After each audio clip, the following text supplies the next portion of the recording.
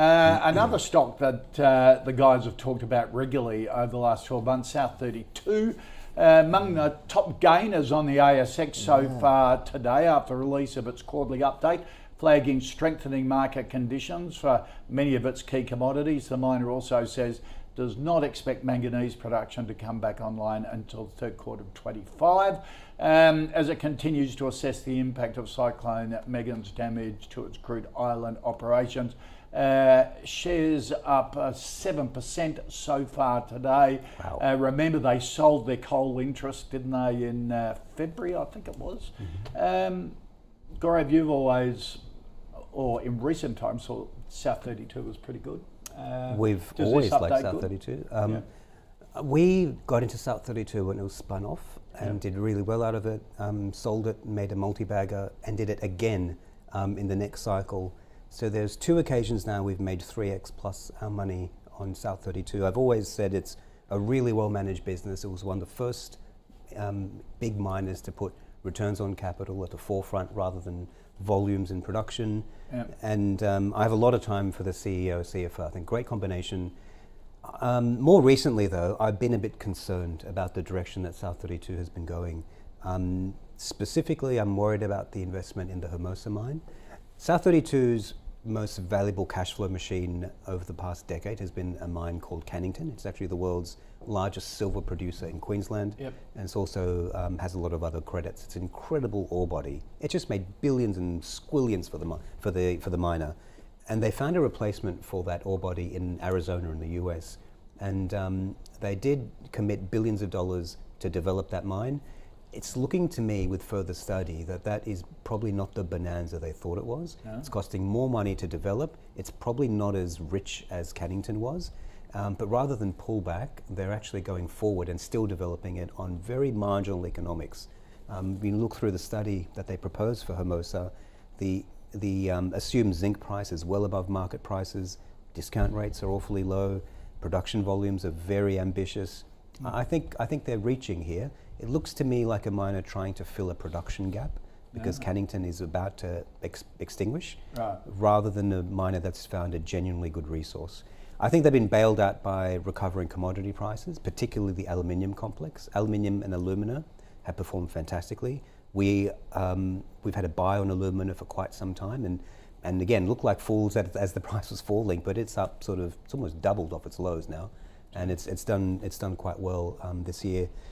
That's the place to be if to get exposure to this recovery in aluminium. South32 still concerns me. The debt position looks quite poor. They've sold the most profitable part of that business, which was the coal assets. The nickel business, I think, is now really in question because of the disruption in nickel markets. Manganese has been offline for at least 12 months. I reckon it'll probably take longer. This is looking like a business in a little bit of trouble, despite it having excellent management and overall reasonable quality assets. I still think this is not the time to jump into South32. It's still a sell for me. Right. But I will caveat that by saying that it is highly leveraged to metal prices. And if the metal prices keep rising, you'll do plenty well out of South32. But that's really a hope rather than a strategy. This is still not, for me, my favourite. Well, the big part of the production report was how well the coal business was doing before they sold it, which is a bit bittersweet. Did they get a decent price for it? Well, gee, how many people get good price? You know what? You know what else I didn't like? South32 has always been a clear communicator with no fuzzy business. Everything is above board and very honest. And when they reported the sale of the coal business, there was nothing wrong about it, but it was extremely fuzzy the way they reported it. They reported there's a whole bunch of complexity with that sale, and they reported it in its maximum light. It's not traditionally the way South32 has done things. Look, South32 is bad BHP, and you love it because everyone hates it, right? And that's where you make your money on. And you do get, this thing has got more horses running that nobody looks at than anyone else. And so you just need a few of them to run. You've got the Russian sanctions, obviously that boosted and the Chinese cutting back on copper, and all of those things kind of added to the base metals. Silver's absolutely flying, and in Australia you can't get silver anywhere else other than South32. So all of these things have helped. It has about 1.5% short.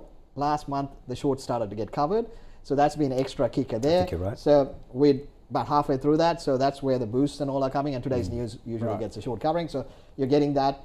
It is an interesting play because I want to like it, and I get what Gaurav is saying, and that's what's keeping me. And a number of these diversified guys, because we were negative on iron ore, which has been proven correct, and I think there's probably more to go. Now, so we couldn't go into the big guys. So when you look outside that, you want to look at the diversified guys. Well, IGR, look, we got out early, and then they did some dumb stuff, and it's blown up, right? Yeah. And you go, whoa, I'm staying out of it till things clear. MinRes, you got the iron ore problem and the lithium, and it's come back, and it's probably going to be the preferred one. But again, I think the risk is a bit too much for us. South32, I want to like it. I mean, it had basically fell for a year, and it's pretty much going sideways. Everyone wants to like it because they want to have that switch from BHP. It's a big cap, they want to play. And the commodity prices, there's a number of them. Tin is popping, aluminium is popping, copper. So this is. So you're buying? Not really, because that's the problem. Hang on. No, everything looks good, but I'm not going to buy it. No, but this is the thing. But this is the thing. That's what I'm saying. This is where you have to look through the numbers. I mean, it's all about China. It just comes down to global growth and China.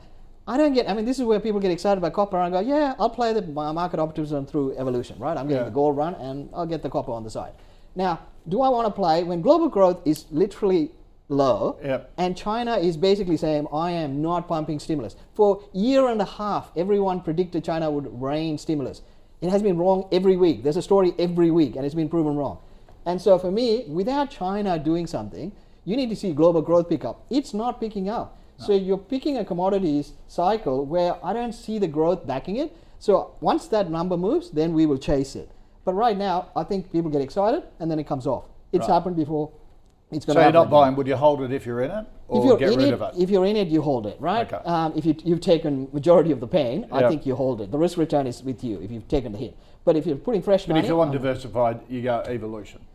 See, we've been in it and it's had a really good bounce back. So do you chase it now? I'm always thinking about chasing, but look, resources is a very interesting one here. So I'm picking only the ones that have been belted up. The people don't want to talk about, or people think, oh no, that's not, or that's had the run, or that's probably not going to do well. That's the ones that I'm looking at. This has been belted though. This has been belted, but the commodities are all running. Everyone is talking about it, and that's the problem. But this is on the shopping list, but not yet. Okay. All right.